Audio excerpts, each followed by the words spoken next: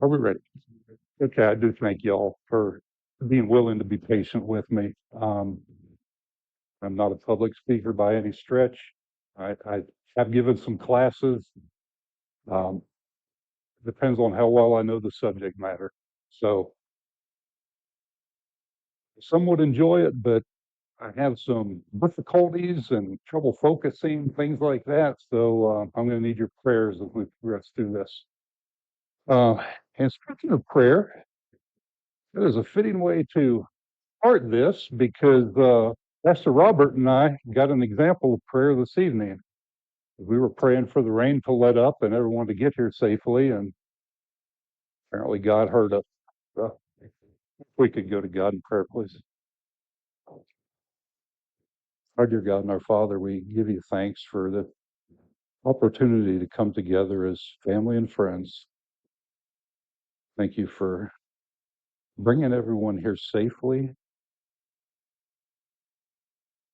Thank you, despite the rain and the difficulties getting here, and see so many smiles on so many faces. We ask you to just lead us and guide us this evening. Let this message benefit these people, and let it be used to glorify you, your Son, and your Holy Ghost. I ask you to please, selfishly, I ask you, please help me to stay focused and to be an adequate representative and servant for you, and to share information that will help people in their lives going forward. We ask this, we pray in the name of your Son, Jesus. Amen.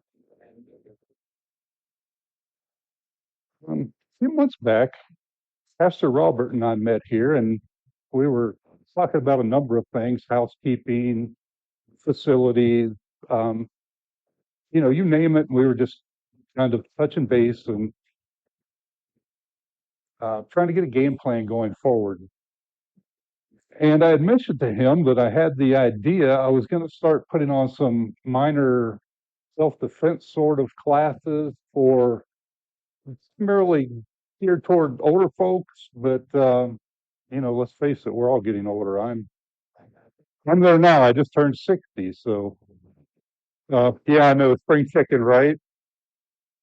I liked it better when I was 20. It didn't hurt as bad. But the project just kind of took legs. We started talking about various things. As you know, Pastor Robert's into camping, wilderness survival, things like that.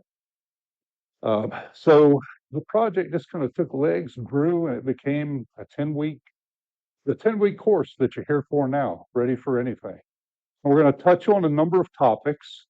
We're going to start tonight with situational awareness, and we're going to transition through various topics. The gentleman in the front here asked me a question about two-way radios a few minutes ago. We're going to talk a bit about two-way radio communication, how to try to stay in contact during an emergency, and how to, what sources of information are out there for you in an emergency. If your power goes out, your TV isn't working, your computer, your internet's not working, how can you get some news and find out what's going on? So we'll touch on that a little bit. We're not intending to make anyone an expert in anything through this class. This is like an introduction. I certainly hope that it's useful and worthwhile information, but we depend on your feedback to let us know what you want more of, what questions you have, how can we improve, where can we pare out some waste and put in some more, um, what's the word, some better material, something more useful to you. So we're gonna hit a broad variety of subjects in the next 10 weeks. And as I said, this evening we're going to start with situational awareness.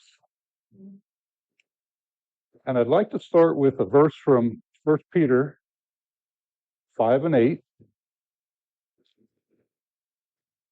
which reads, and let me pause here. We apologize for the small screen, the text. I know most of you probably cannot read that. God willing, by next Monday, we're going to try to have a larger screen here, okay? Make it a little easier for everyone.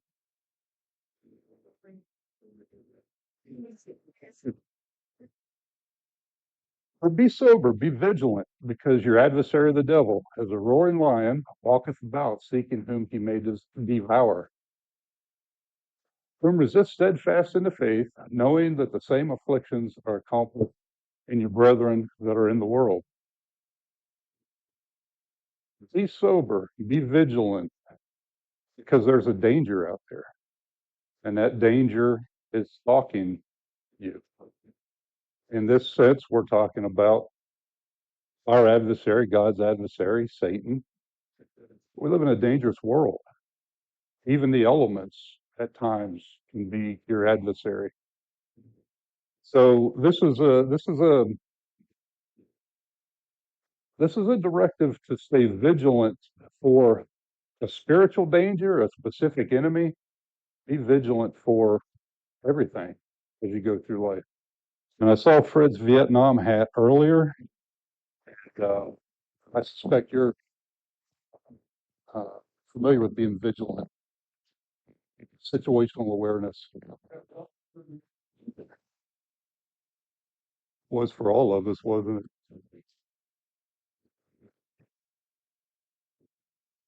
Okay, so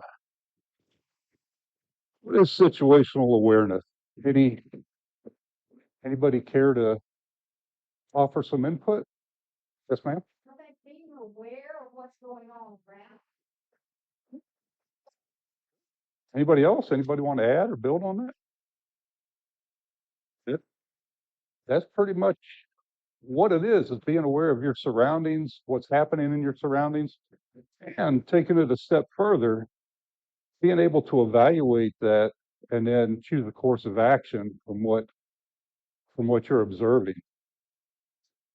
Okay, to see something or hear something is one thing, but to choose the right course of action from that is another. Did anyone use situational awareness today? How so, sir? There you go. That's the answer I was looking for. Right. We use situational awareness every day. Coming here this evening, if you weren't watching the road, if you weren't taking it easy because of the conditions, you're heading for trouble. So you all, since you made it here safely, you all properly applied situational awareness. You read the you read the happenings around you, you processed it, you chose the correct course of action to deal with those dangers.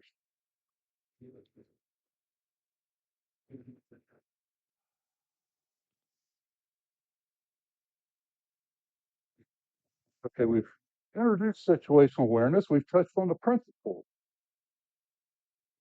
How would you develop situational awareness skills? Any ideas on that? Any thoughts? Practice? Okay. Anyone else? Again, practice? Absolutely. How you learned your driving skills that got you here safely today? You practiced. You did it over and over again. Yes, sir. They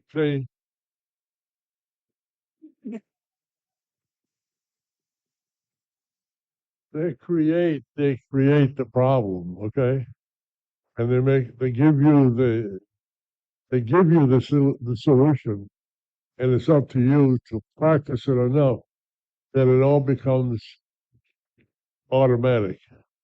You don't have to think about it.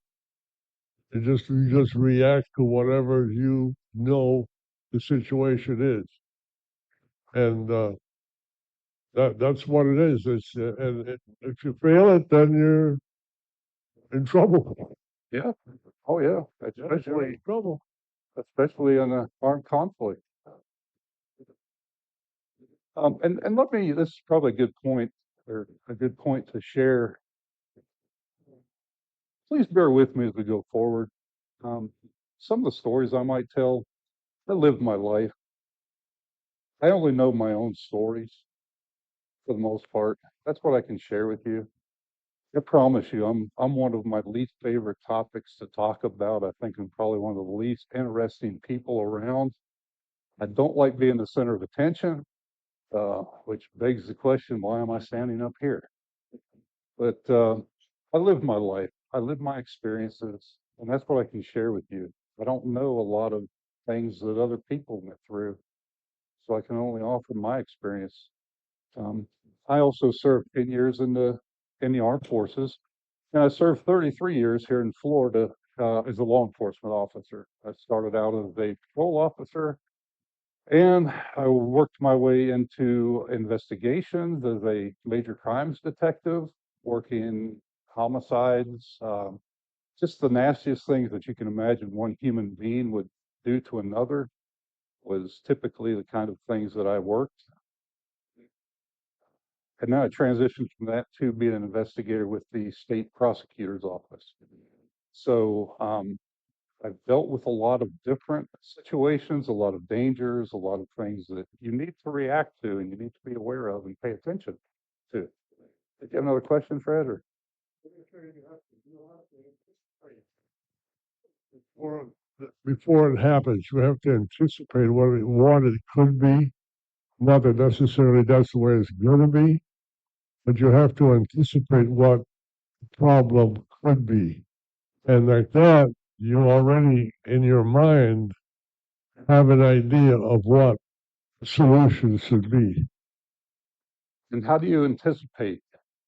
Oh, Uh, by listening, by practice, by experience, and by observing what's going on.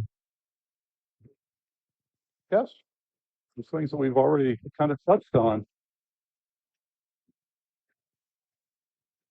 Observation.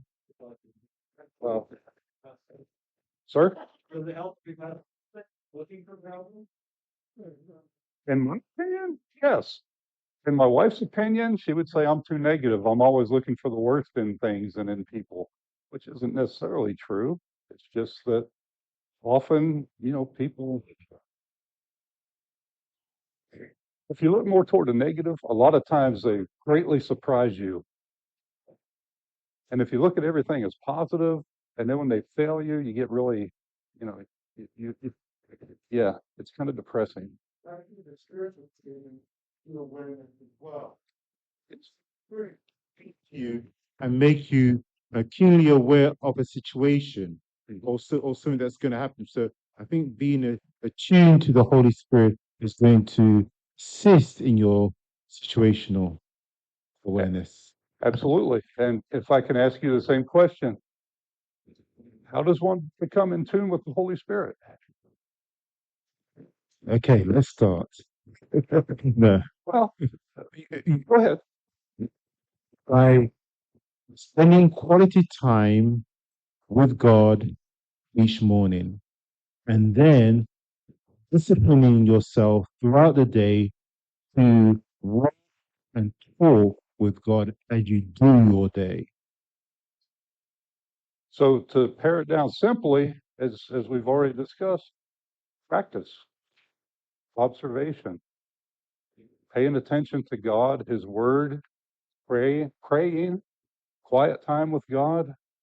So, in other words, if you would, I know it doesn't exactly fit, but practice.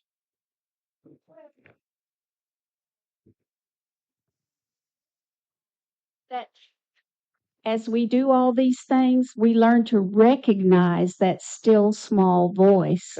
And when it speaks to us, we need to learn to listen and obey.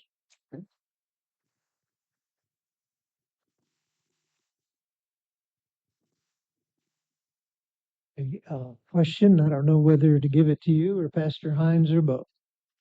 King David, when did he become a warrior? Sorry. King David, when did he become a warrior? It wasn't after going through military school. They didn't have one, right? Right. Am I correct? He was a warrior before he met Goliath and he was still a kid.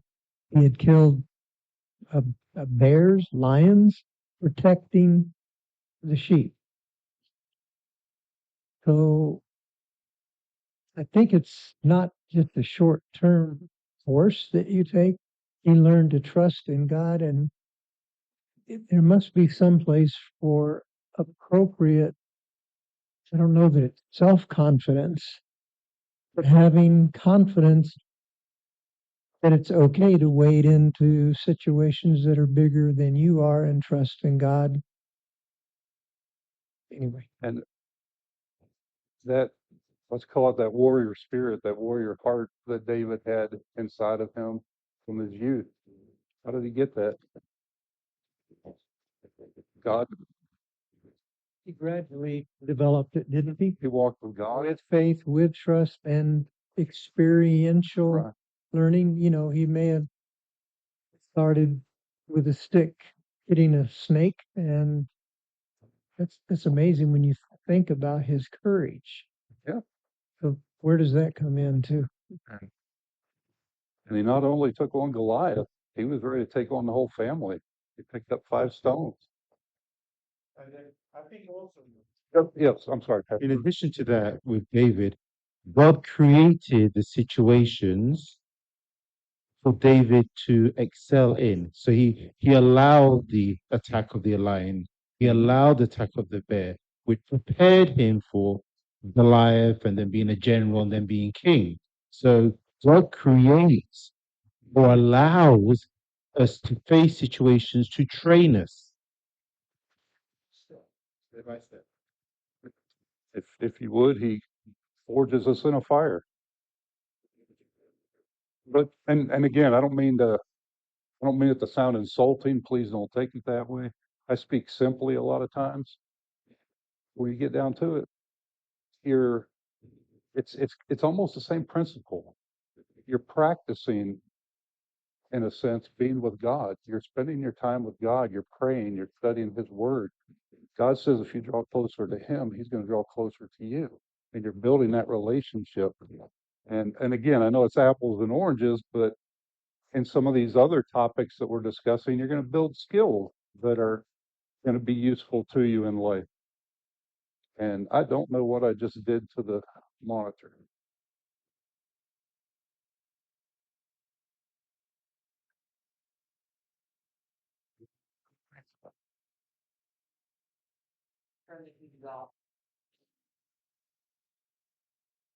Yes, but I turned it back on, so at least I thought I did.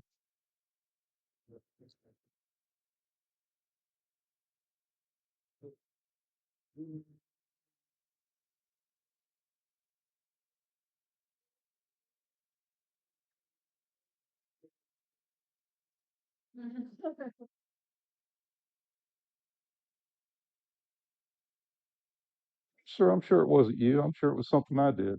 I appreciate you trying to help me out. Did your computer turn off?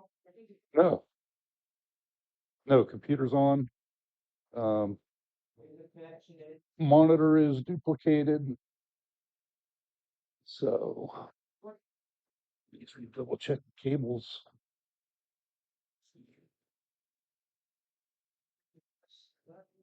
So the power is off.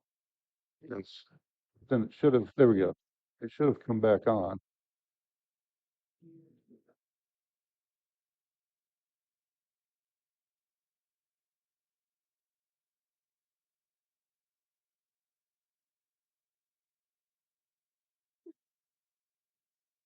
Did you jiggle that cable? Oh, you know what? Left the screen.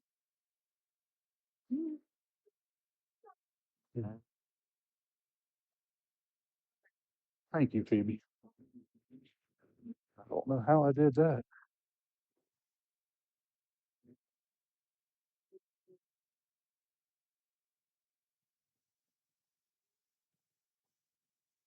Okay, so we can also already see that situational awareness covers many different contexts: driving, spiritual element, shopping, going to if you go to a movie theater.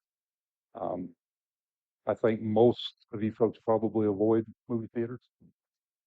Um, I try to. it's just not somewhere I want to go and spend my time and money. But anytime you're going into a place like that, a situation like that, you're facing great unknowns. I mean, there's a lot of different people around you, and you have no idea who they are, what their mindset is, what their intentions are, what's going on in their life that may be pushing them to their breaking point. So this is a skill that you're going to develop, I hope, and apply to everyday life, everywhere you go, on your job. Um,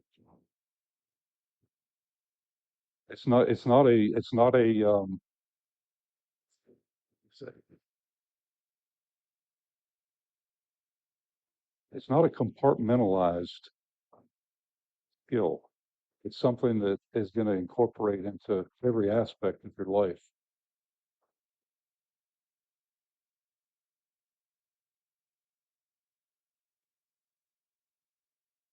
We've already touched on the tools and technique for situational awareness, paying attention, observation, listening, and we'll hit on those a little bit more as we go. And we'll discuss a little bit about how to maintain your situational awareness over time.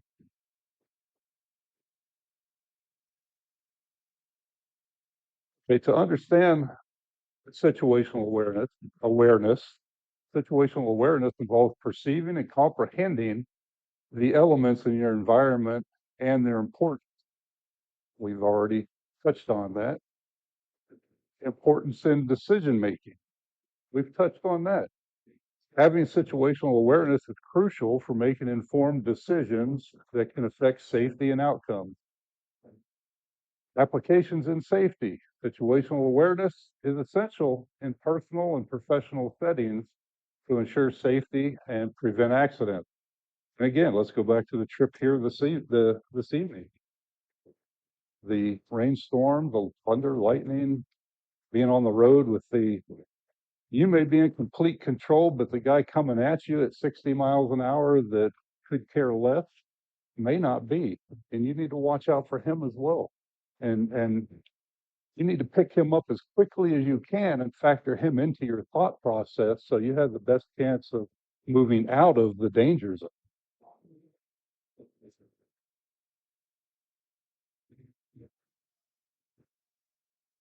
Perception of the environment.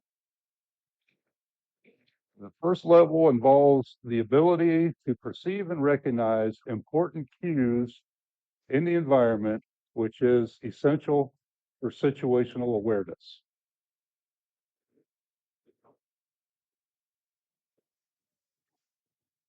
Go back to I don't know if I should use that example or not, but a good friend of mine was killed right up here on Highway 64, a police officer from Hardy County. And he was doing everything right. He was in his lane. He was driving properly. Another driver coming at him um, had apparently decided that I think it was a female that she was going to end her life that day, and she chose him. So as she approached his truck, she just veered over, and they had a head-on collision. So, um, I'm not sure about her. Pardon? He did, yes. And I actually found out about that when I was at the medical examiner's office for another case and saw his name on the list. And what a shock. So, yes, sir. Training, like these things. All of the training, schoolwork you can take. Um, there are times when you don't have time to think of any of those. Similar to what you were describing, I was going south on 27, not just a few days ago. And just as I get beside a left turn lane, somebody had gotten into that turnaround. I don't know if were going to do a 180 or what. Just as I get beside him, he pulls out in front of me. What are your options? I took one that quick. I didn't have time to look in my right hand mirror to see if anyone was there or not.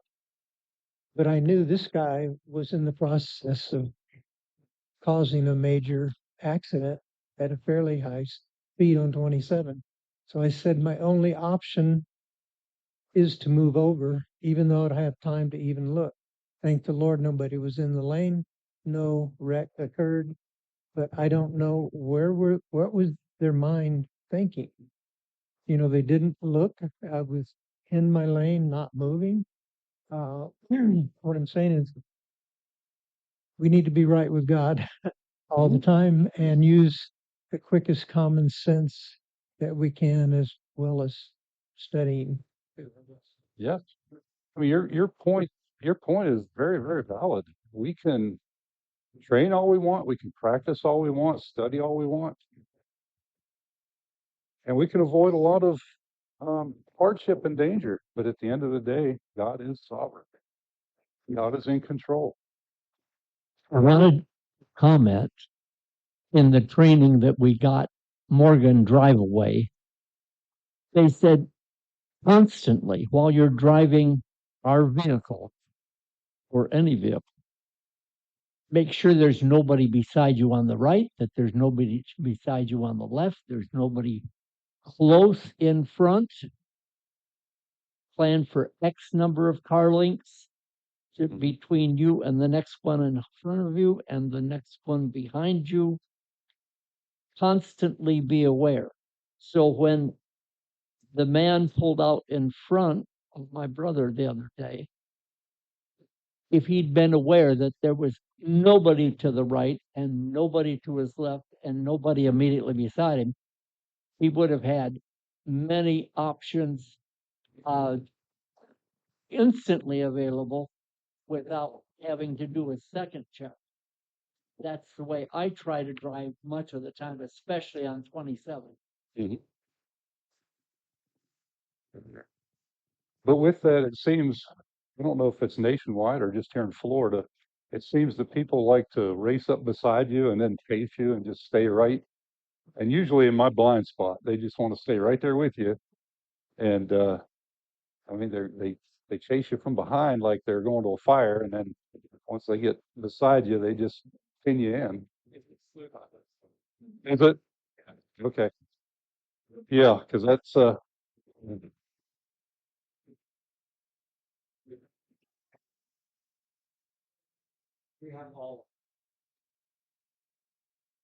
that's an excellent point that Brother Dave makes.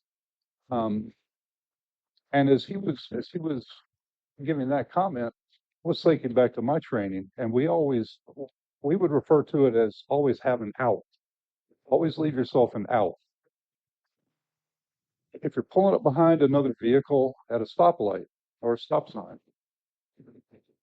stop a car length and a half behind, so that if something happens, you have room to maneuver. Don't pull. This thing is not my friend today. Sorry about that, folks.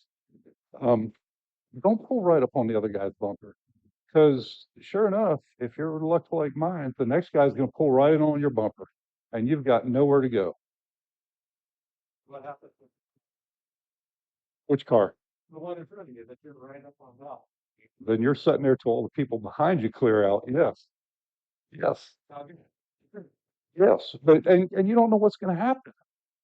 You pull up to a traffic light or a stop sign, just a routine day. You're going to the store. You have no idea that coming up, half a mile behind you is a guy that just robbed a bank, and he's armed. He's fleeing for his life.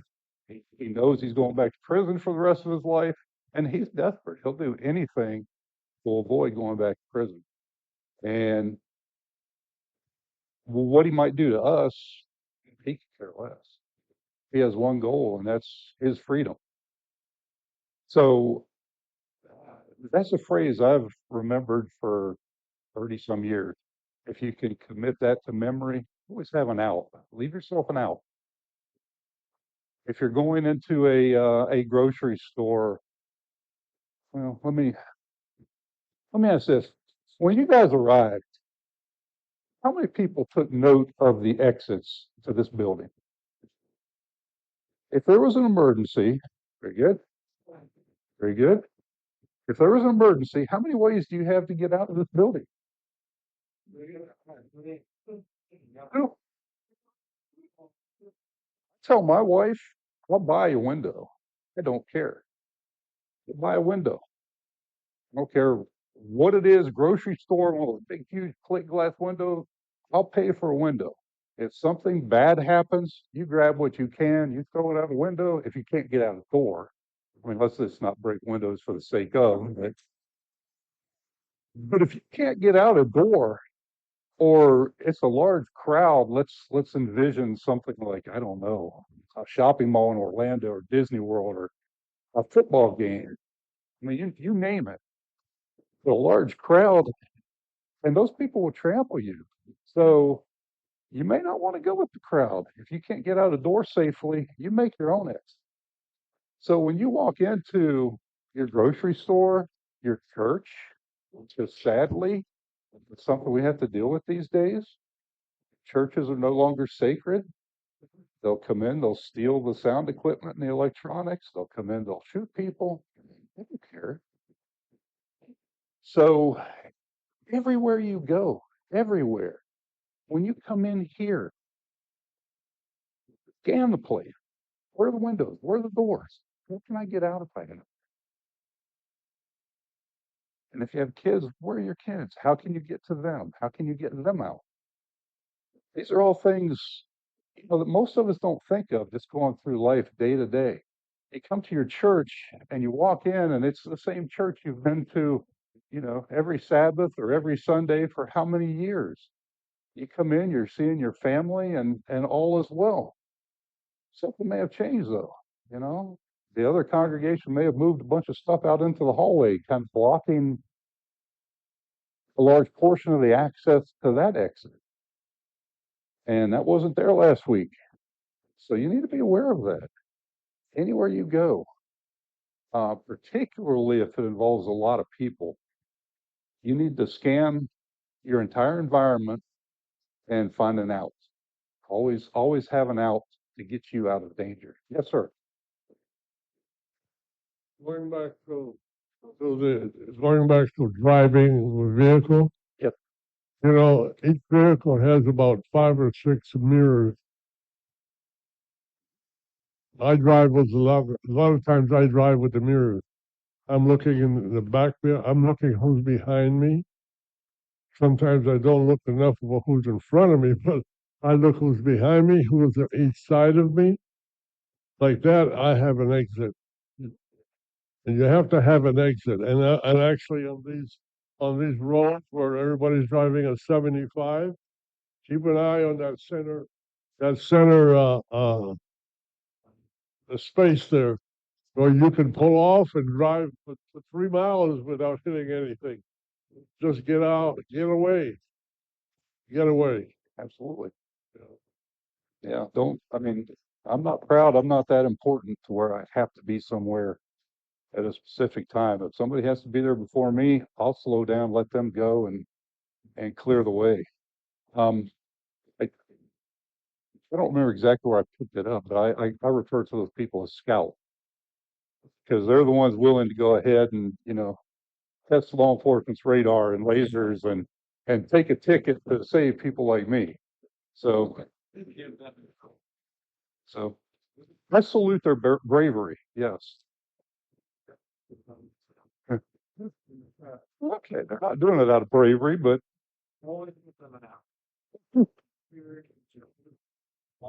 Road back. Oh, the people that want to drive crazy. Back off. Give them away. Let them get in front of you. Let them go off the road. yeah, exactly.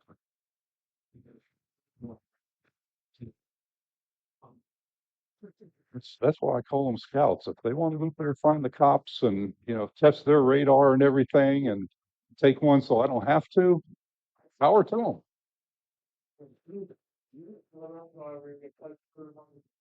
Speed limit. I stick with them because I said, and they're ahead of me. I said, let the policemen take care of them. Exactly. You know, the Bible gives us a concept on that very thing that I think we can tie in here, and that is, you know, where is the crowd going? Where is the majority going? The majority is going somewhere we don't want to go. And that, to me, is a concept that I like to keep in mind around crowds of people. You know, usually where the crowd's going, I won't be there. You know, the crowd is, I think it was Joe Cruz in one of his sermons, the crowd is usually wrong. You know, high risk situations. Many believe situational awareness is only important in dangerous environments, but it is crucial in daily life. Your trip here today on the wet, windy highways was high risk. You knew that when you were coming out the door and getting ready to make the trip. When I came out the door this afternoon, I looked off toward the east and I saw the clouds and I did a U-turn and I went back in and got my rain jacket and, you know, situational awareness. I observed, my mind made a decision, I took action.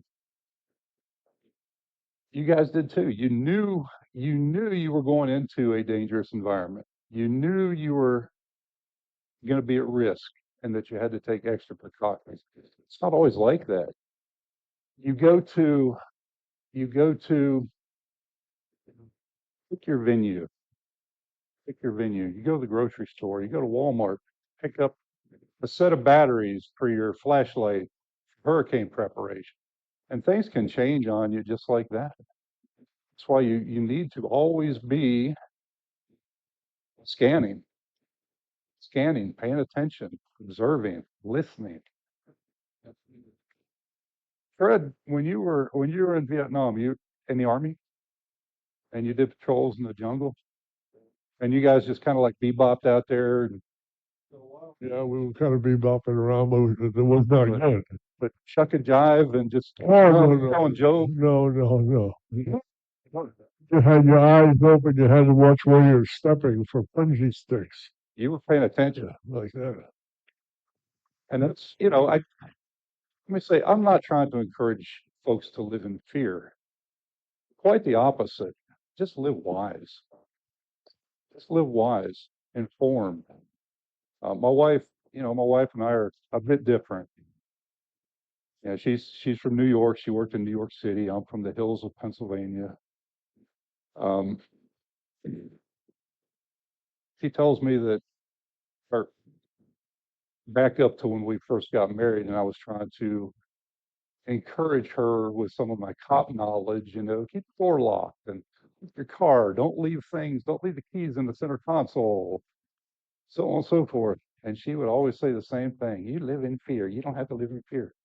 Don't live in fear because I know enough not to do silly things. You live wisely. Thank you. I don't live in fear. I don't leave my keys in the car. I don't leave my wallet in the car. You know, it's not living in fear. It's responsibility, making wise choices. So it's not just a high threat environment.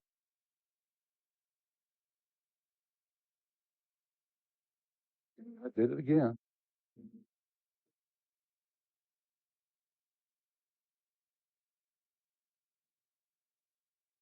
Everyday application. Situational awareness is valuable in various environments, such as at home, work, commuting. Again, we all commuted today. Where could you, where might you need to use situational awareness in your own home? Yes, sir. It's very helpful to be aware. How many cookies are left in the sleeve? It's part of your environment, isn't it? And you have to weigh that into your decisions. Do I really want to go out to the store tonight? There's no cookies. I better go to the store. No, that's true. But oh, I'm sorry. Do you have a question, Phoebe? No, you said when should we have situational awareness in our own home? Mhm. You always want to check for like trip hazards on the floor or around the corner, so you don't just go, break your nose on the concrete or something. Yeah. Or that. Yeah. It's the loose railing on the staircase. Yes, ma'am. Yeah, we have a friend who comes round and he knows that the door is often open and he'll come in and he'll say soft target. And I must remember to lock the door. Yeah. And I suspect he's not doing that to be mean. He's trying to give you a loving, friendly reminder. Yes, ma'am. If you have touch preference, it is a constant thing that you have to be paying attention for because dogs tell you when they need to go outside or you have a mess to clean up. So you have to constantly be seeing what your kids are doing, what they're just the whole environment. It's definitely nonstop. Absolutely. When you're 6'7" tall and a little fat, you know, didn't used to be, but you're getting a little pudgy around the middle, like Pillsbury Doughboy. That's a long way to the floor. And we have 3 cats. And if you have cats, they love to be around your feet. And I don't know they're there till I trip. I try to pay attention, but I don't always see them. So yes, how about the stranger that you see out in your yard? You're sitting in there doing your homework or studying for whatever, fixing dinner, and you see the top of a head go by under your window. What goes through your mind then? Pardon? It's a good first question. Anything else? Who is it? Why are they here?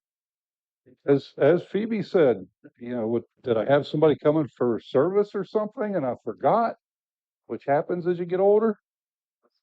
Um, you need to you've gained the information. You see this strange head go bobbing by your window that normally isn't there. So now you need to start processing that information to take you to a course of action with that. How many times have you smelled smoke in your house? You for what? Where is that machete that I just bought? How many times do you smell smoke? And ma'am, I have a very sensitive nose, and occasionally I will smell smoke. And I would be foolish not to go and investigate to try to see where that smoke is coming from, whether it's in my home or somewhere outside somewhere that they're burning trees or burning trash or whatever. We need to investigate if we don't know what's going on. absolutely. So in that small act of smelling smoke in your house, you did 3 things. You observed something, and that was the smell of the smoke. You processed it. You went through your thought process to try to determine what it is, and you chose a course of action, which is probably going around, sniffing the air and trying to hone in on whatever it is. And hopefully, most times it's something kind of innocent, especially winter in Florida with all the dust burning off the first time you turn on the heater.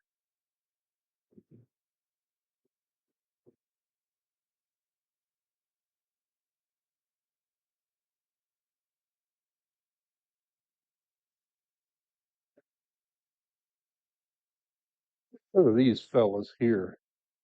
So, and again, I apologize for the font, the text.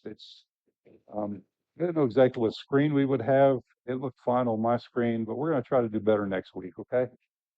Um, I'm sorry, sir. May I ask your name? Kevin.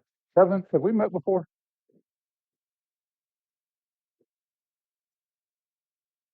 I You look familiar. I think I've seen you, but I don't know that we've actually been introduced. Pleasure to meet you, Kevin. Can I use you as an example? Okay. It's 10 o'clock at night. Kevin went to the cookie sack, and Kevin's out of cookies.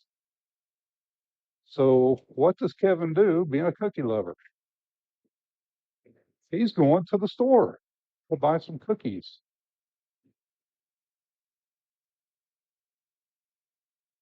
And it's later at night, and it doesn't have to be nighttime. It can be, it can be noon. It can be broad daylight. There's evil. That roaring lion is stalking all the time. And again, don't live in fear. Just be aware of it, and I'll try to outfox it. But Kevin's going to the store to get his box of cookies. What kind of cookies, by the way? It's simple. It's just simple sandwich cookies. No, the Hydrox, the off brand. Okay.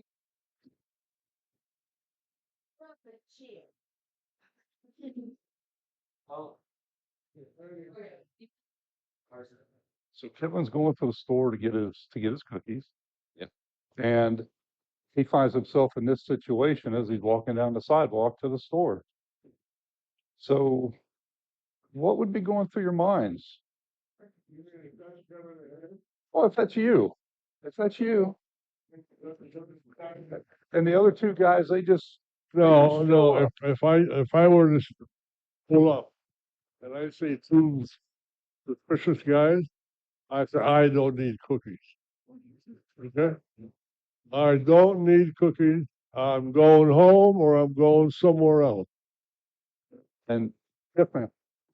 And it would be wise before he walks out that door of that store is to look and see who's out there. If there's two or three guys standing around, he may want to stick around in the store a little while to see what their intentions are. Very good point that if I don't forget, we'll get to in a little bit.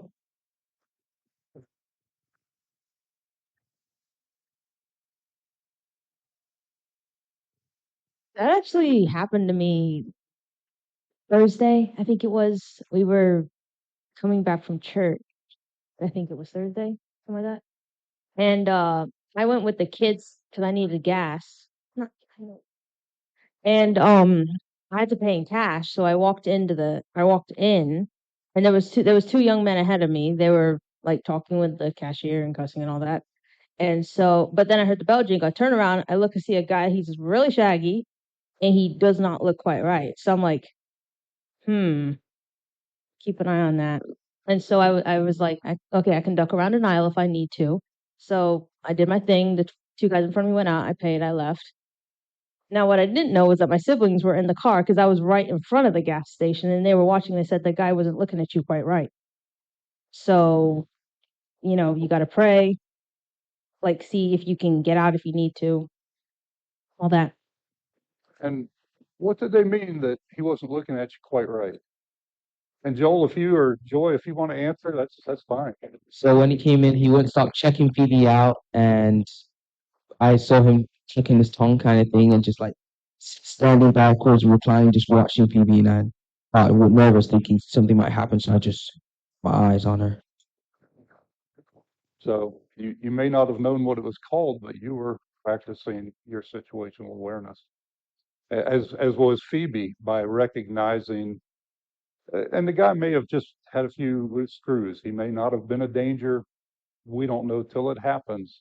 But she recognized something that very well could have turned into a danger, and she had her out. She had her mindset of how she was going to react if the situation changed. And you can't get any better than that. That's, because you can never predict every scenario that might unfold as things get put into motion. You can do the best you can do. But you guys, all of you, were on the ball. Did a great job. Fred made the good observation, made the right choice. If I'm riding up to the store for, unless it's a medication we have to have, I'm not, it'll wait. If I see sketchy people, it'll wait. And I'm sorry, your wife's name, ma'am? Dale. No, go ahead, Fred. I said, see you. Yeah. And I'm gone. To me, that's a wise course of action. You don't know. You can't say, well, I'm a macho man. I'm going to go in there anyway. I can take care of one of them at least, right? Yeah, right. This is not Matt Dillon and his deputy. You never know if there's more than one person. So you may see one person say, I can take him on, and he's got four comrades hiding in the shadows. Absolutely right. Absolutely right. And this is one of those times where I had a thought that was relevant and it just evaporated. I apologize. Um, but I like Fred's point. Sometimes it's just not worth the risk. You got to weigh that in there. Is your child in there bleeding? Okay, you're going to take more risks than if you just need your peanut butter cookies. I'm sorry, peanut butter is better than Hydrox. Just the way it is. So, but Gail made a good point, but Joel just countered that point. Okay, Gail's absolutely right. Before you step outside, stop, take a look around, scan your environment again. It was clear when you walked in the store, a lot changed in that 5 minutes. Okay, so take your time. You're not in a rush. Scan your environment, see if there's any dangers. You may not see these guys until you get halfway to your car. And then, as Joel pointed out, they pop out of nowhere. And they do. Yes, sir. You see lots of unknowns. Yes, absolutely. The way the guys are standing, the one guy, hands in the pocket. You don't know whether they have a gun, a knife. Uh, he's walking away from them in the picture. Even if he was reversed and going toward them, you could take a detour and go in the store, but you never know how much safety is there either. And when does a person know when they're too old to fight? There were times when I was younger, I I would have taken on two guys and not worried about it. I can't do that now. It's not wise. So tell my dear wife sometimes, it might be better, even though I'm a Christian, from what I read in the Bible, people defended themselves and defended their neighbors and friends. When do you know whether it's right to carry a gun or not? Well, if you'll remind me of that question along with your radio question when we get to that point, we're going to talk about self-defense in a couple weeks. So we'll hit on that. When do you know? The answer is always the same. It's kind of personal. You got to make your own choice. But we can discuss that a bit and see what you may want to weigh into your thought process. Yes, sir. Be constantly in prayer. We should be even walking in the parking lot, getting into your car, whatever, anything could come up. But if you are in control of that much of your life that you could have your prayer list, or not list, but your communication with the Lord, because you know that He's not going to let you down. But you can't use that to be, you know what I mean, foolish. But you have to have your prayer talking to the Lord at all times. I agree with that. The Lord helps those who what? But where do you get that? Tradition or from God's word?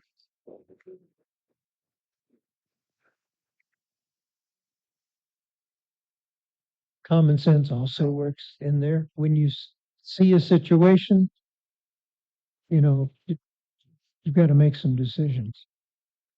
I agree. Did Pastor Robert, did he duck out or, oh, I see him out there on the phone. I'd like to have his thoughts on this.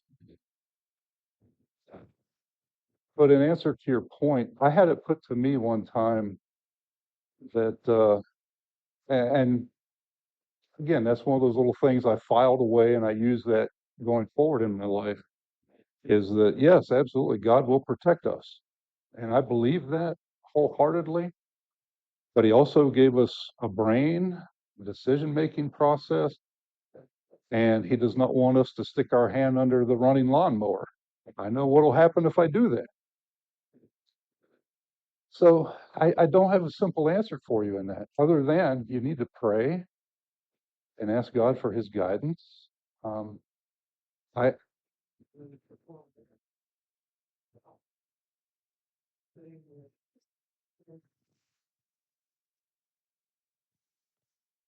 no, it's just a it's just a visualization though, just to illustrate the point. He expects us to do our best, I think, and let him do the rest. He tells us to as far as you are able, live at peace with all men. And I agree with that. And I also know that, from my experience, and I'm not trying to sway you and your thoughts, please don't take it that way. But in my life, there's people that you just cannot live at peace with. They just won't let you. So where do you go from there? You know, Yes, sir. I don't want to pass up this opportunity to talk about prayer. At the time I was in Vietnam, I was not very close to the Lord. Okay, beer, smoking, not drugs, but everything was there. And the only reason I came back, not a scratch. I got a scratch on my arm the other day, and Gail has a fit. And I said, those things don't bother me. But anyway, I came back from Vietnam, not a broken bone, not a scratch. Okay? Why? A praying mother. My mother. And I knew that because my mother never harped on me about anything about church, but I knew who she was. And just prayer. Prayer is a mighty weapon against the enemy. And he doesn't want anything to do with you if he knows that you are a praying person and counting on the Lord. He doesn't want too much to do with you. And I came home, and that was it. Not right away. Took a few years again, but thank the Lord because of my mother's prayers. I'm sitting here today, probably not in some coffin somewhere. Okay, Yeah. Amen. because I don't know if how many know it, but there was in Vietnam 158,479 soldiers did not come back. And I see these guys on TV, the people that are begging to help the wounded and everything. And I said, why me? I, but I know why, because of God's protection. God's grace, his mercy, absolutely.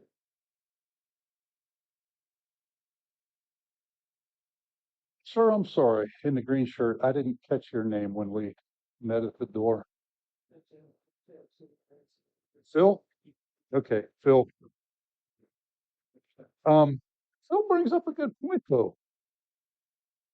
What do you do? Where do you draw the line? How do you make this decision on what you're potentially going to do to another human being? And that's really when you get down, when you take it down to brass tacks. That's the question: is what are you willing to let people like them do to you or your loved one, or the innocent person that you happen to be passing on the street? And what are you willing to do to them to stop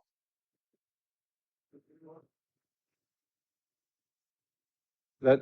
That's what you're going to be factoring into your thought process as you make this decision. And I'll tell you this, Phil, I don't know. Um, Again, not trying to make your decisions for you. We'll discuss numerous options for self-defense, and some of them pretty effective. Some of them, they're If someone else was in danger, then I don't worry about myself that much.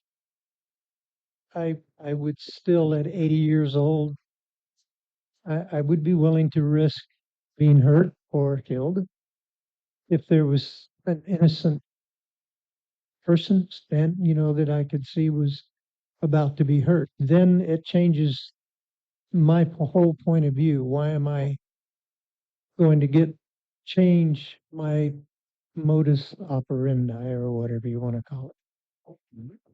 it's it's a tough one to mull over, isn't it? I've made my choice. I mean, this is something I've had to deal with since I was about 18 and joined the service. And pardon? Yeah. 10 years in the army, and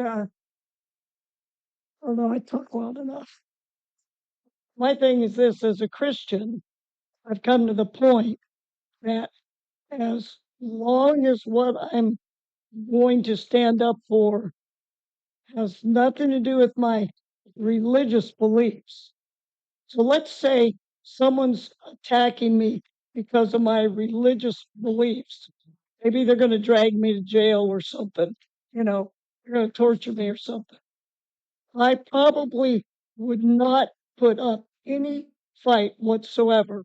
But if I'm in my home and somebody breaks into my home, not because of any religious reasons, but because they've come to steal or to harm my family, I'm going to shoot them. That's where I draw the line. So when it comes to the spiritual realm, I'm not going to shoot somebody because they're attacking me because of my spiritual beliefs. But I don't think the Lord expects us to be a doormat. And if we were laying our life down for our brother, what greater love is there than that? But on a spiritual basis, think about Jesus. Do we see him going, wait a minute, I'm not going to let you take me. Bam, I'm going to do away with you right now. He did not, nor did he let his disciples do any harm because he was being attacked on a spiritual basis. But any time else, like David with the lions and him protecting his sheep. He killed those lions and that bear, He killed Goliath. So that's the principle that I go by. Historically, what happens when the church is persecuted? Well, they're taken and they're But the church grows. the church does It grow. spreads. It's a great witness. The church During the dark ages, it was a horrendous growth. Yeah. Yeah. You and I are on the same point there. That was the point I was coming to, that I was going to share as far as my decision making process. And I'm not saying I'm right. I'm just saying that, years and years of thought and going over this time and time again. Um, and it's unpleasant, but I've seen too many people that were harmed or killed by other people. I know what people are capable of. And if someone were to come in to here or a grocery store, Walmart or whatever, and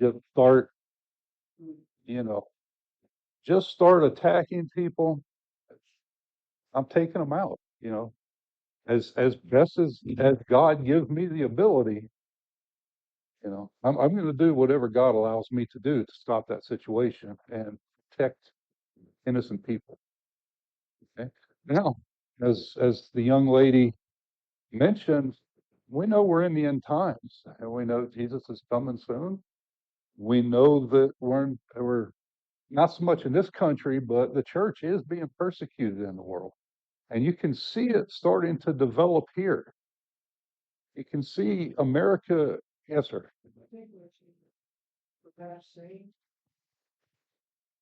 And I agree with you completely. Um, if you get involved in shooting someone or just doing the best you can do with your fist or whatever, you know, he's obviously big enough to hurt someone. Um, if you do not use your gun to protect yourself, you've made a choice. But like you said, if there is a spiritual reason for you or for me to die, and only God knows, then I think it's good choice. There's a purpose for it. But if it's somebody else that's being hurt or killed, and I have the ability or even hope that I do, I think it's a similar situation. I'm willing to, Jesus gave his life for other people. And I think in a way it's a little bit like that. If you're willing, you see those two guys on the street, if there's somebody ahead of me and I see those guys looking that way, notice they're not looking anywhere but down. That tells you a lot right there. I would be happy to put myself in front of the other people and ask them, what are you doing? Whether that hurt me or not, isn't the question.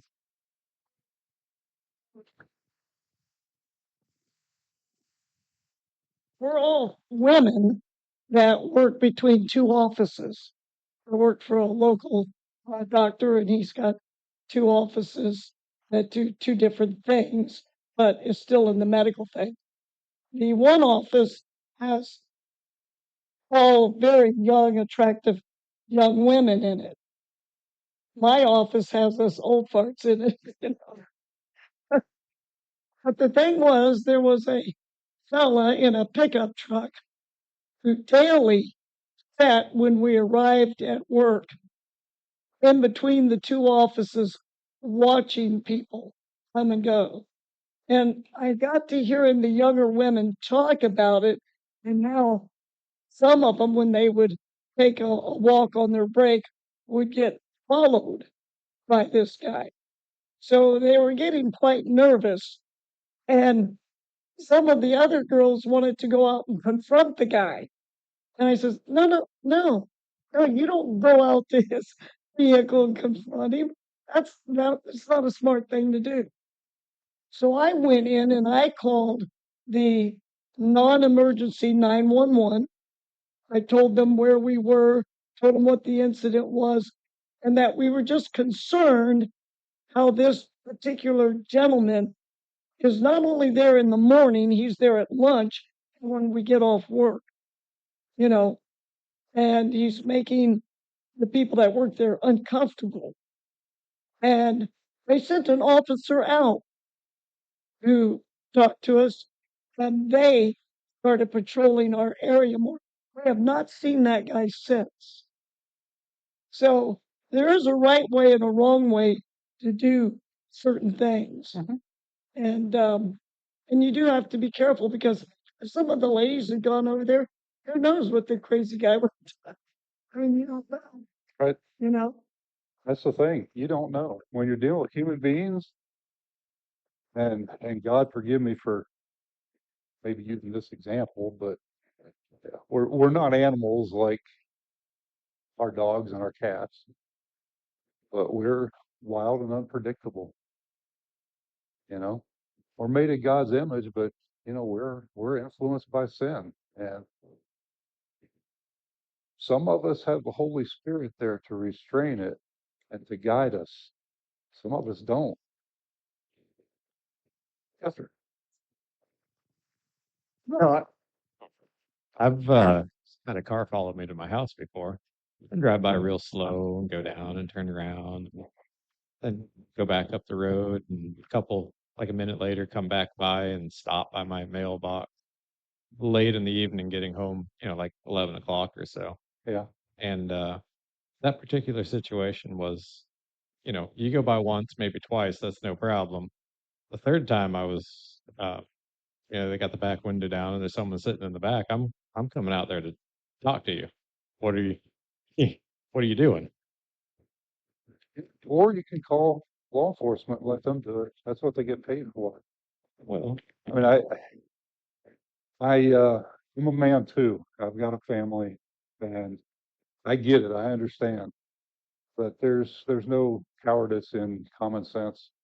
Your family needs you. I had to You walk to don't the have house yet. you don't have the So- training, the armament, or the body armor that law enforcement has. No. Let them take the risk. You know, don't unless they're bringing it inside your house. I mean, if they're standing there beating on your door, let them beat on your door until the sheriff's office gets there. Let them Didn't beat on have the a door. vehicle. When they come in, when they break down the door or the window or whatever, and they come in, the rules change. Yes. The rules have changed at that point, and they made the decision, not me. So just keep that in mind. Don't put yourself at unnecessary risk. You're still a man, even if you just pick up the phone and call and observe and take down Probably wouldn't whatever have information you can. matter. I just hadn't made it into my house yet, and so I would have had to walk Huh, around. that's a little At that different. point, I still had a vehicle in between me. But in the future, if that happens, don't go home. Keep driving. I didn't know they were following me at that point. Okay. Gotcha. Gotcha. I'm with you, young lady. If somebody comes harming my family, I'm going to try to protect my family. If they're coming at me because I'm a Christian and they want to persecute me, they can have my gun. I don't care. Um, I'll be scared. I'll be scared. Pardon? Oh, scared. I'll probably cry. I don't, but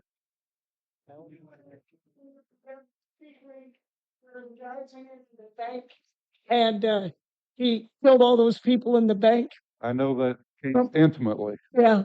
So from our office, I got my binoculars out when we heard the ruckus.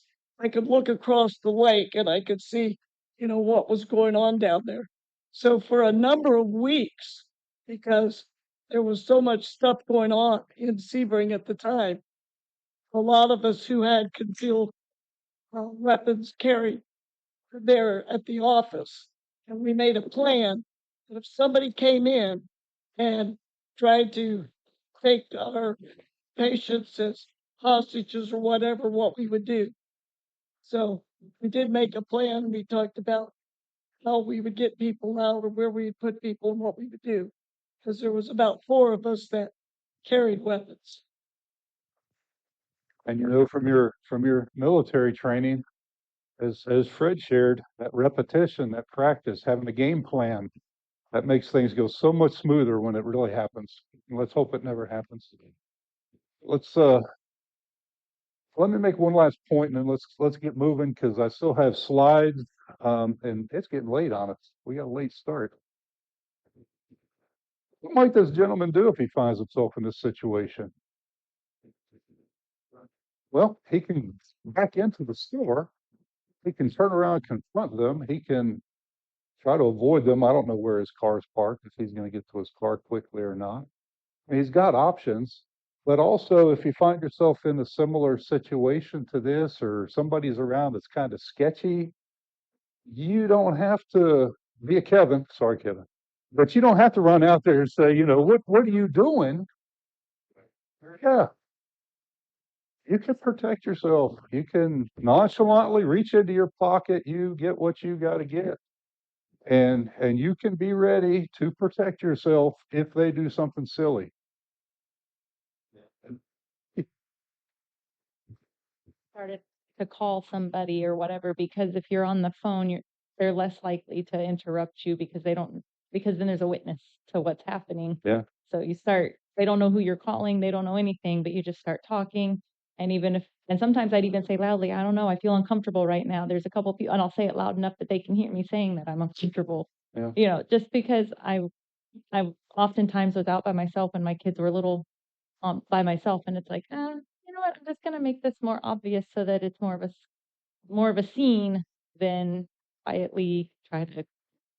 Or even if you don't make the call, actually, pick up your phone and say, "No, Kevin, I'm sorry, I forgot your cookies. I'll go back to the store." And you just do a casual U-turn and go back into the store. Pay attention to them until it's safe. Yeah, because they're going to be trying to herd you and steer you to a course of action that they want, and you have to deprive them of that. And there are all sorts of little simple little things that you can keep on your person that'll give you at least a chance in a situation like this. This is one we can all relate to today.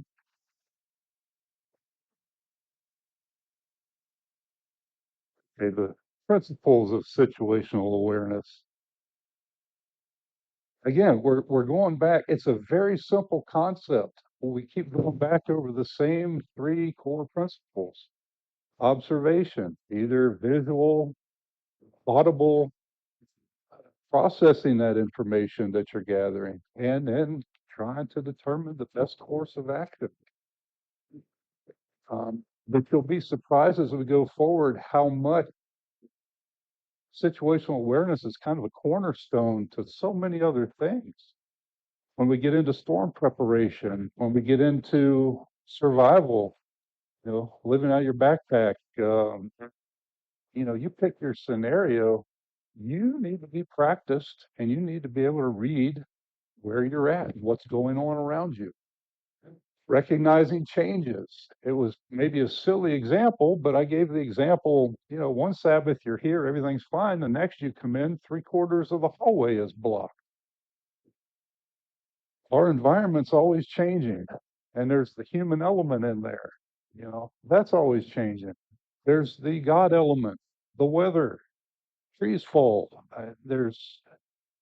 We live in an ever-changing world, and we have to be able to pay attention to those changes and adapt and try to choose our best course of action going forward. Identifying threats. I think we've spent probably enough time on that with our last slide and the two sketchy looking gentlemen. Yes, sir? No, I was just going to say, you got to be able to identify the situation. And a big mistake, people say everybody's a good guy. That's not true. Okay? Yeah. Usually I'm guilty of the other line. Okay? You show me what you are, and then I'll believe it. Okay? I'm not going to be falling in that I think about, oh, he's a nice guy. Oh, nice guy? Yeah. Tell you that when they're closing the coffin on your face. Um, Yet again, I had a thought, and it just. No, that's okay. No, it was a thought in response to your comment. Okay, and it's gone. It'll be back in about 3 or 4 minutes. Identifying threat. You never know who you're dealing with, and you could. I mean, you somewhat know me now, and I'm a nice guy. I'm easygoing. I try to be friends and helpful with everybody. You have no idea though what's going on in the background, what I might be struggling with. Um, what changes physiologically may be going on. So I hope you can trust me, but I would also encourage you to pay attention to me. And if I should start acting out of character, start acting differently from what you're used to, from the guy that you know, if you see something different, you're making an observation. So, put that into action. Maybe talk to some other people and see if they've noticed anything. That's how I got diagnosed with PTSD. Is a friend of mine who's a retired police officer with PTSD, and a friend who's a retired soldier with PTSD pulled me to the side one day and said, "Sit down. This is your interdiction. That we've noticed some changes in your personality, and we're going to talk about it." And I thank God that they did. I thank God that they did. I was uncomfortable in the moment, but now, you know, I can't say I embrace it, but I'm glad that they loved me and cared enough about me to take that risk. So, your spouse, your neighbors, your family, it can all change. We're all under a lot of pressure in this world. Just because somebody's changing and you see something different doesn't mean they're evil or wicked. Doesn't mean they're going to do anything evil or wicked. They may need your help. So pay attention, you know, pay attention to the people in your life as well. There's one thing that I wanted to comment here because on the telephone, I was aware there was like 12 of us on the telephone call. And I said, some of you who live nearby where my friend, he's not responding properly. I believe he's having a stroke right now on the telephone call, and it saved his life. He was on the phone call this morning. He's had 3 more strokes since then, but he's very thankful. If he hadn't been at the 6 o'clock in the morning prayer call, his wife would have awakened to a dead man. Amen. But they were able to get her attention and calling her phone, and then she called 911. Situational awareness in action. Right there. Good job. And identifying threats. Not everything is a threat. Not everything is as it appears. I got called to a convenience store one night for a drunk that was unruly. An unruly drunk at a convenience store at, I don't know, midnight. Imagine that. But when I got there, and it's not that I was super cop or anything, I'm not trying to say that. This is just one of those stories that I lived, so I know it. But I go in and the clerk, yeah, that's the guy. He's drunk. He's belligerent. Well, we're trying to talk to him, and just his manner of speech, something's not right. This guy's not a drunk. So a little patience, little, trying to be patient, trying to communicate and observe with him. He ended up pointing to my chest, and I took out my notebook and pen. He was deaf. He was deaf, trying to communicate to them that he needed help. They thought he was drunk because he spoke kind of funny. So they thought he was drunk, and he's getting frustrated. He's not angry, upset, combative. He's just frustrated. So you're not always as they appear. Let's see here. What do you observe in this photo? What if you were in this situation? Is there anything that in particular jumps out to you there? That is a very good question.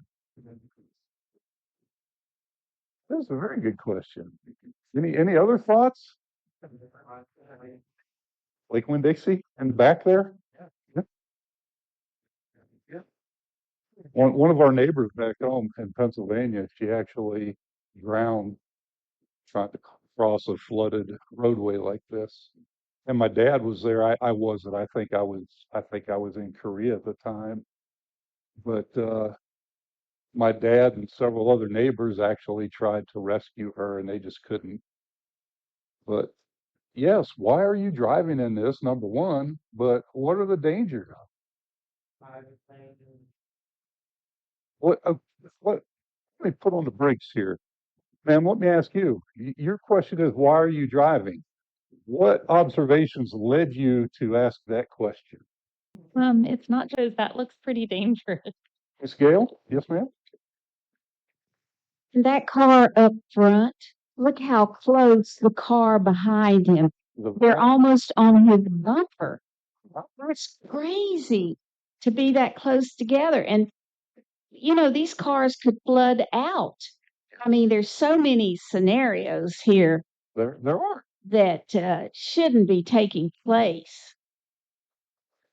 There are. You're absolutely right. And there's barriers on the side over there. So you have no idea what's going on if something has, some water retention is broken or what. I have no idea what was going on. It was just a photo I found that had some good environmental threats in it, some things to ponder. I had no idea we'd have the rainstorm we did tonight when I chose this photo. It just worked out. But this guy up here, he's pushing a little wall of water that's like, up to his grill.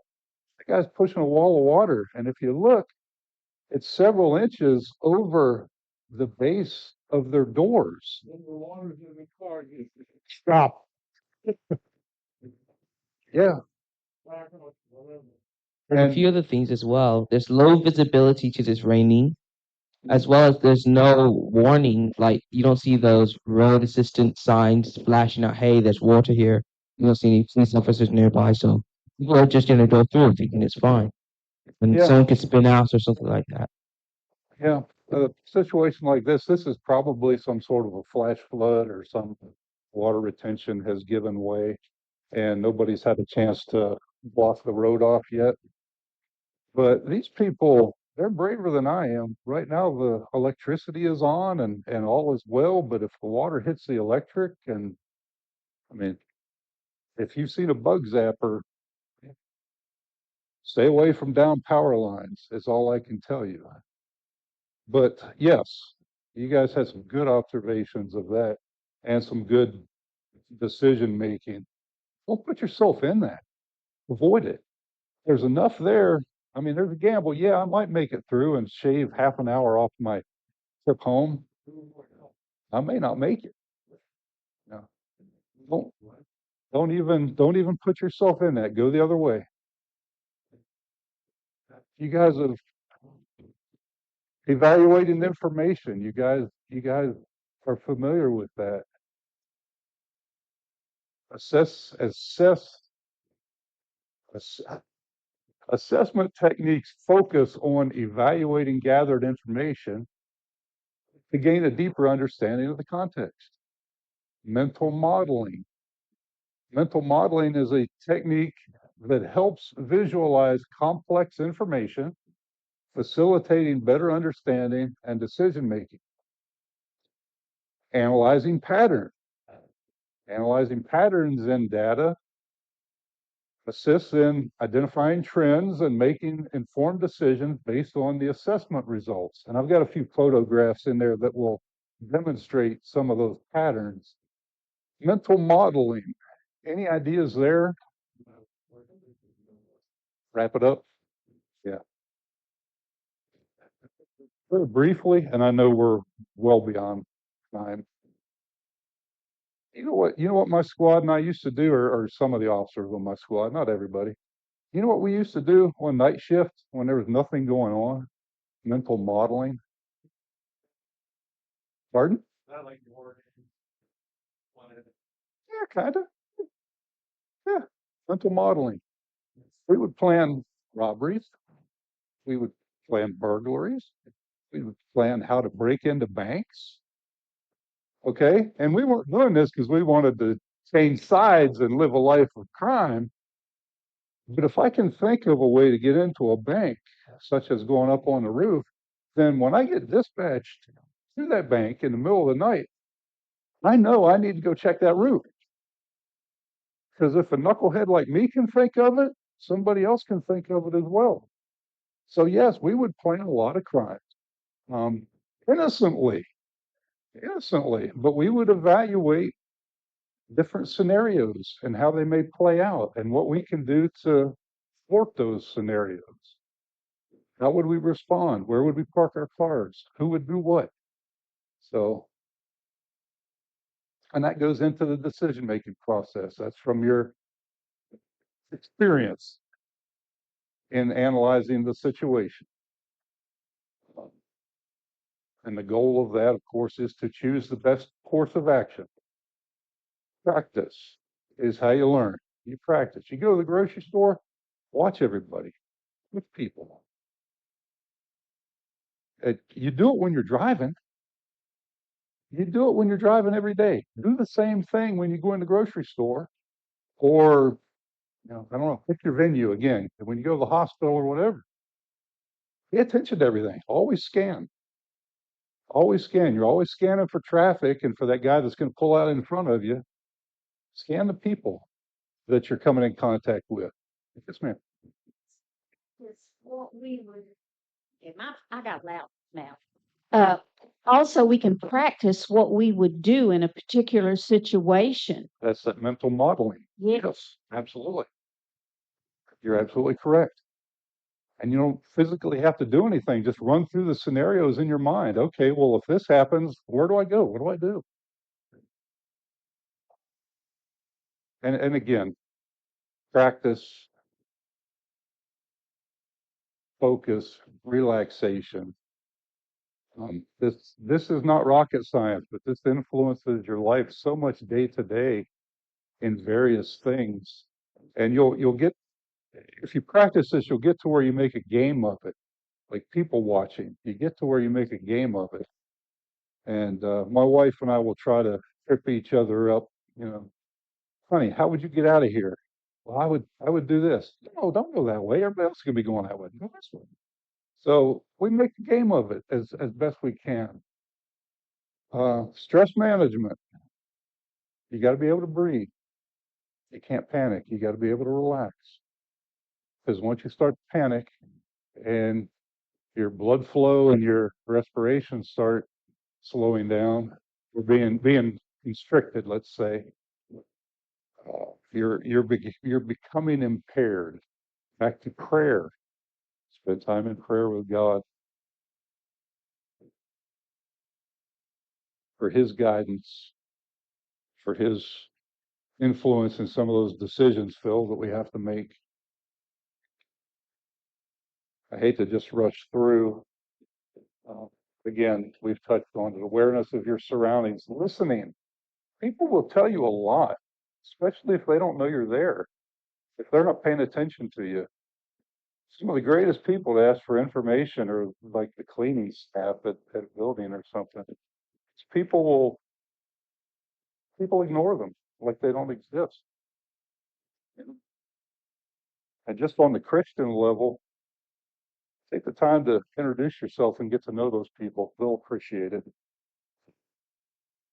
Listening, you can pick up a lot by good listening skills. Back to your home. Who's coming to your door? What's their goal? They tell you they're trying to sell you solar. What is their real goal? There's a lot of homes get broken into when a salesman knocks, nobody opens the door, they think nobody's home, so they break into the house. So that's something to keep, just keep in mind if strangers come to your house. What's their goal? What's their intention? You know what it looks like? It looks like they're salesmen, but what is their true intention?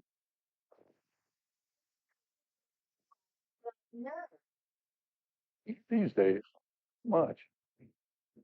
You have to evaluate it. You really do. You have to evaluate it. Personal safety and security. We'll touch on that some more later on in future classes. Those of you that are still in the workforce,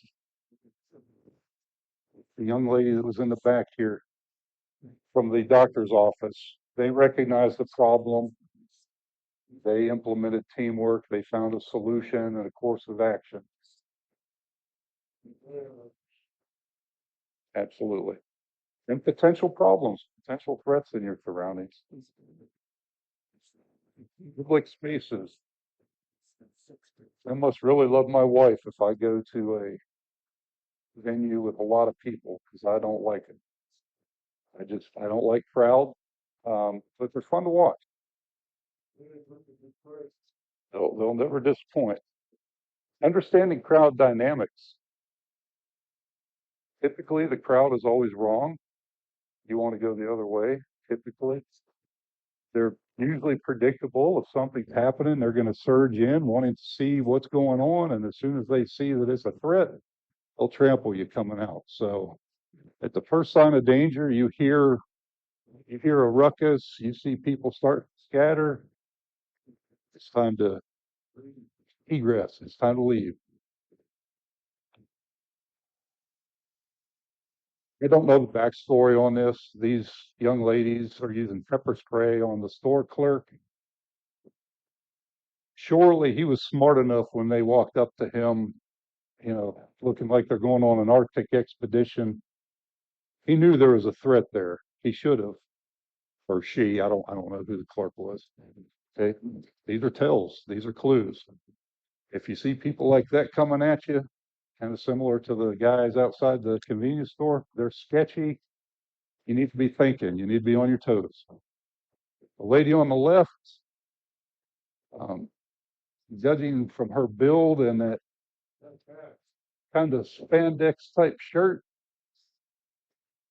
if the clerk was observant, he probably saw that handgun printing under her shirt when she walked up. Maybe not, but and again, don't trust women just because they're women. Okay? Women are human beings too, and they're subject to sin. Don't be one of these people. Don't spend your life with your face, especially when you're in public or on the street, around, in your lounge chair at home, it's fine. On the street or in a place with a lot of people, don't be these people. You don't want this. Is there anybody ever see on the news of a knockout game? They play in the cities, they sneak up on people, clock them in the head, try to knock them out. There you go. Uh, Technology gadgets. Briefly, my wife she's not a Facebook junkie, but she signed up like to the sheriff's office, Facebook. She loves getting the alerts on traffic, accidents, storms. She likes to be informed. I got to give her that. And in our society, we do have gadgets that can notify us, Amber Alerts, things of that nature, when there's something important going on. You can train. You can take additional classes. As Gail said, she gave an example of mental modeling. Try to think through any scenario you can think of and how you would react to that. And like, as I was putting this together, Psalm 46:10, be still and know that I am God. I'll be exalted among the heathen. I'll be exalted in the earth. The first few words there, be still and know that I'm.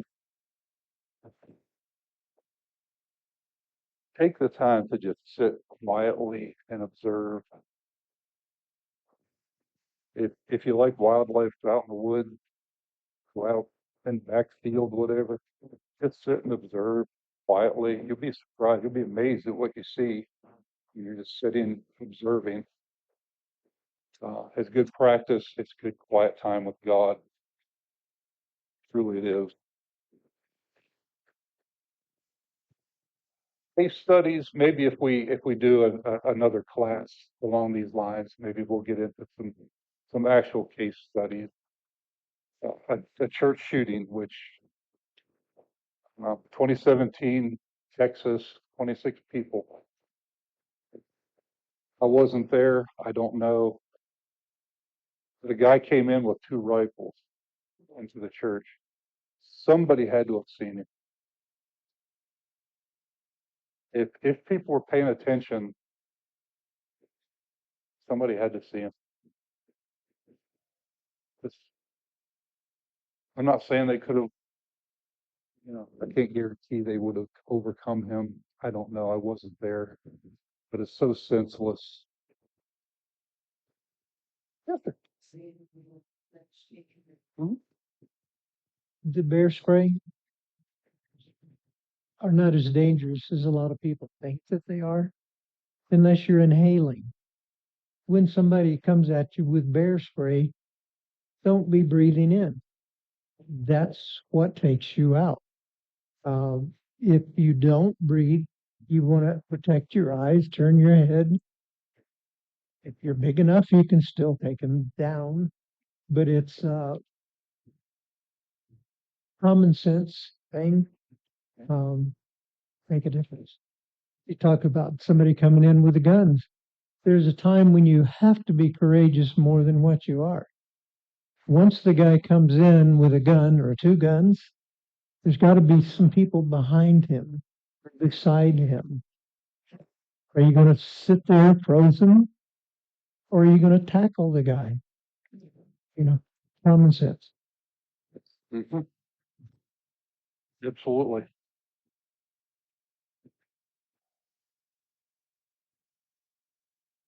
I'm not trying to get into a pro or con firearms debate, but 22-year-old man stopped a shooter in a shopping mall, maintaining situational awareness over time. Instead of going through each point, let's just say, practice this daily. Everywhere you go, pay attention, observe, take notes. I mean, just mental notes. Just take mental notes. What are people doing? How do they change? Is it, Not everybody is nice. not everybody that walks up to you with a smile and a handshake is yes, absolutely right. Avoiding complacency again. Be vigilant. Remember that roaring lion. You have to be vigilant spiritually, be vigilant physically in the world, and recognizing risks. Again, the first hint of people screaming or some sort of a ruckus or something, you need to be thinking about going the other way and getting yourself out of that environment. It's a good time to reevaluate, Greg. Mm-hmm. Well, you should, yeah, but you should be, especially you being the, yeah, yeah, no, I agree. This young lady's your wife, right? So you have kind of a duty over your family. You should always be evaluating. Yeah, you should always be evaluating. And my wife, she may want to go get involved in. I'm not saying she does, but she's an artist. She's from New York, and she may want to get involved in more than I want to get involved in. But I look at it, 30 years of dealing with knucklehead people, and sorry, sweetie, you're not going. We're not doing that. That's my responsibility. If it goes south, like Abram and his wife Sarai, if it goes south, she's going to point at me and say, "Well, you took me," because we're not going. Okay. Um, Matthew 24:42 through 44. Watch therefore, for ye know not what hour your Lord doth come. But know this, that if the goodman of the house had known in what watch the thief would come, he would have watched, and would not have suffered his house to be broken up. Therefore, be ye also ready, for in such an hour as ye think not the Son of Man cometh. Always be vigilant spiritually with that roaring lion. Always be vigilant, being on watch for the Lord to come. And then carnally, the things of this earth, always be vigilant, because that roaring lion has plenty of cubs out there that are too happy to learn their father. So I appreciate y'all being here. I am so glad everybody made it, and we got a little break from the weather. Um, I don't know exactly how to do this. I'll tell you what. I'll tell you what I would like to do, because I'd like to have some more interaction, but I know we do need to wrap up. Some of my business cards are over here. I promise you, I'm not trying to hijack you from Pastor Robert. But if you have any other further questions or something that you would like to get into, maybe in another class in the future, shoot me an email or a text. Let me know so we can, and again, not just me, but Brother Robert and I, so we can, work on doing more of these events going forward, providing maybe some advanced information, maybe some actual practice, and maybe some scenarios at some point. So, and please feel free to reach out to me anytime. But if you do have any questions this evening, by all means, uh, let's go over it. If you have any questions,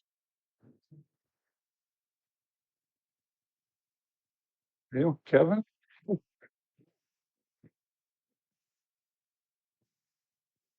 Situational awareness Uh-huh. is definitely something I tend not to agree with, and I have the horrible uh, outlook on life that people are generally good, even knowing better. I still generally just accept people that yeah, of course they're good. That's just baked into me. It's very hard to keep in mind the capability of individuals. So that's something I definitely, that's not really even a question, it's more of a statement. I just kind of struggle with that. But you say you disagree with the concept of situational awareness. What do you mean by that? How do you? Oh, no. Well, I'm just not very good at it. Well, it's And, where you practice. yes, a lot That's of where you times practice. throughout the years, there's been situations where you should have been a little more aware. Like specifically a couple of years ago, as I was airing up a tire on my semi, a guy carrying an axe handle walks up behind me. He was not quite mentally sane, Mhm. but I'm just doing my thing, getting ready to go to work, and I mean he could have easily knocked me over the head. He's all mad that somebody put a hole in his windshield. Well, it was him. I mean, it had to have been him Yeah. because I'm pretty sure it matched. But it's people are on general medications, you will call it, that we need to definitely be aware of those particular individuals and make sure to put space in between us and them as much as possible when you notice. But how do you do that? You pay attention to your You got to see them surroundings. coming. Yeah. You got to see them coming, and you got to process it, and you have to use your wisdom and your experience to just try to find the best avenue out that you can. Yeah. I appreciate you letting me kind of pick on you a little bit this Oh, no, evening. that's fine. It's good because these are situations that you find yourself in, and you have to think back. How did I handle that? Because it probably could have been a little bit better to, like in front of the store there. Don't really get a zoomed out view of it, but it looks dimly lit, empty parking lot. It's probably a store you don't want to stop at. To initially just stay out of that situation overall, but he's in that situation there. So what can he do? Keep walking to his car and just kind of keep a nonchalant eye on them. Maybe if they do interact with him, offer his wallet, offer his car, just something that's easy to just kind of like get him to go away so that it's less of a confrontation. Maybe, or maybe they just see you then as more of a victim, and Possible. you've just played into what they want. I'm not saying you're wrong. Initially, I'm just saying those two guys, and that was AI, by the way, but oh yeah, those two guys, they're an unknown variable. You have to react to them as they act. I would say maybe initially, if they're standing there and you came out, look at them, but not like closely, not confrontationally, but enough to like a head nod or something. Sometimes that'll throw people off. Register that they're there, Yeah, what they're doing, let them know I see leaning you. up against the wall. And then if they start moving from that position, coming towards you, okay, something's changed. Yeah, not good. Now you got to figure out what you're going to do next. So I agree with you. Any other questions? Yes, sir. I have a problem accepting that everybody's nice. Okay?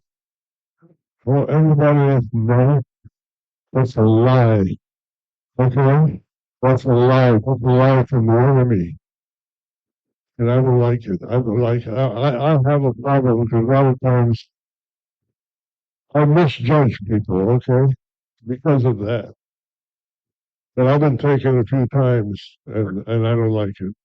Any decent person is going to get taken advantage of at some time.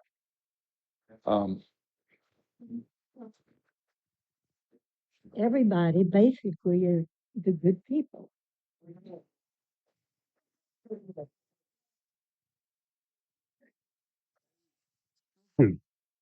That's another word. That's another word for it. You can treat people nice until it's apparent that they're not. Yep. But you're right. You don't want to cause. You can aggravate a situation. You can de-escalate it a lot, but don't make yourself vulnerable. Remember when you chase somebody down, you love your wife. Is that the best thing for her? Not whether you're afraid or not. Just keep in mind what the word said or says. As far as it's possible, live at peace with all men. So try to treat people well. Try to give them the benefit of the doubt. But you can do that and still keep your distance and still keep yourself protected. Okay. I think I've got the closing prayer. Yes, sir. If you wish. Bow your heads, close your eyes. Father God, I just want to thank you for all this information that we sort of know, but we need to be more keenly aware of it and make sure that we're practicing it, not to be distracted, especially by the things of this world. Father, we're going home now. We pray that, Lord, that you give us traveling mercies. And we're thankful for the angels that are working overtime, especially when we are not aware. So we pray that, Lord, that when we get to meet them face to face, that we'll be able to thank them for all that they've done for us and all that you've done for us as well. We love you. We just want to see your face and worship in your presence. May this be our reality. We pray this in Jesus' name. Let everybody say, Amen. Amen. Thank you, everybody, and we'll see you next week. Thanks, sir. Okay.